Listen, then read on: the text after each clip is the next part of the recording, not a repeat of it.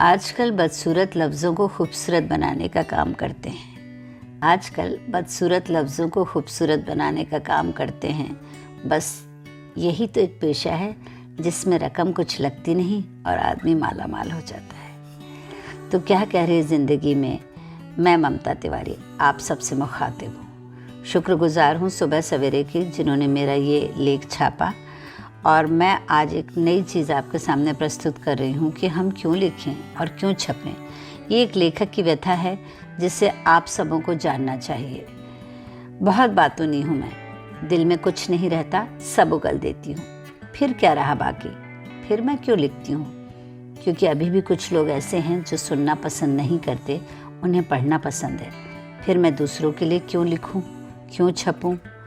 पहले जब एक साहित्यकार लिखना शुरू करता है तो स्वांतः से ख्वाह लिखता है, इसलिए भी लिखता है कि दूसरों को अपशब्द न कहे, व्यवस्था के प्रति नाराज़गी वगैरह वगैरह। मेरे एक शब्द से अगर एक भी व्यक्ति का जीवन प्रभावित होता है तो मुझे लिखना चाहिए, आप सबको भी।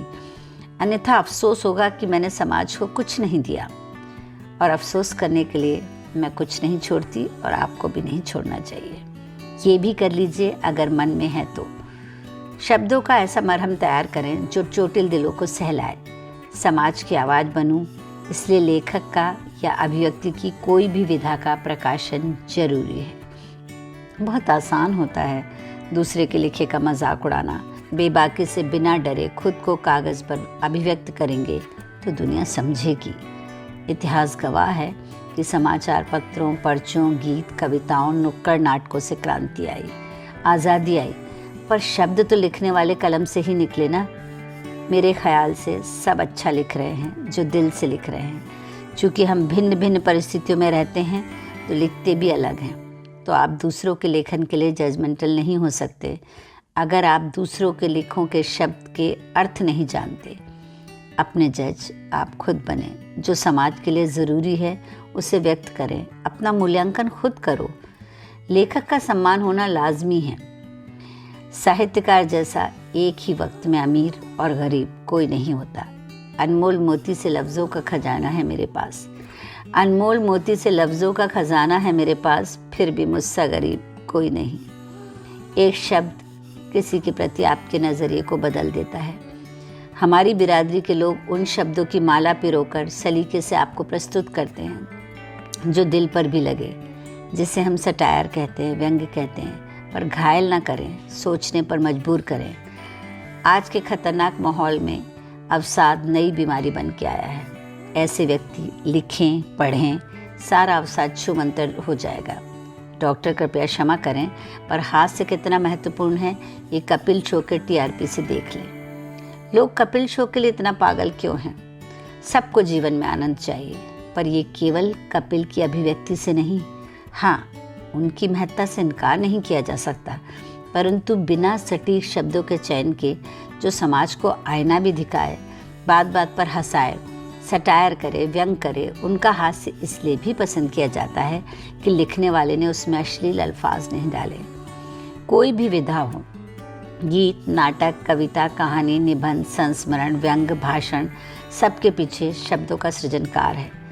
आपके दिन की शुरुआत समाचार पत्र के लिखित पन्नों से होती है। बस दुख ये है कि हम एक नहीं।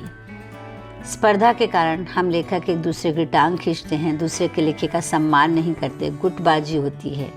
एक नाटककार के लिखे को मंच नहीं मिलता, मिलता भी है तो महंगा।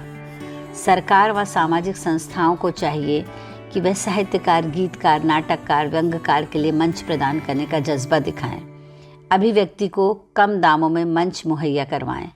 वैसे भी प्रस्तुतकर्ता की उसमें कोई कमाई नहीं होती, ना ही लेखन से घर चलता है।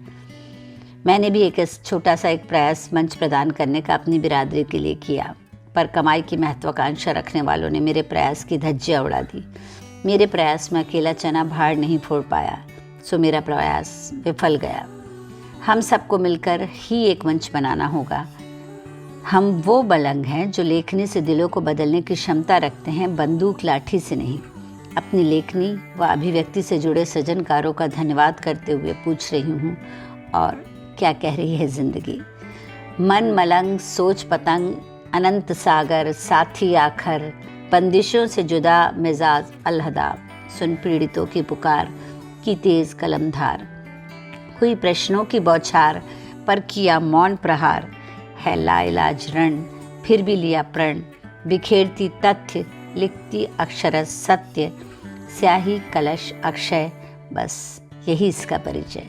तो ये है मेरी लेखनी, और आप भी अपनी लेखनी की धार तेज करें, और सभी साहित्यकारों और लेखकों को दिल से सलाम करती हूँ। शुक्रिया।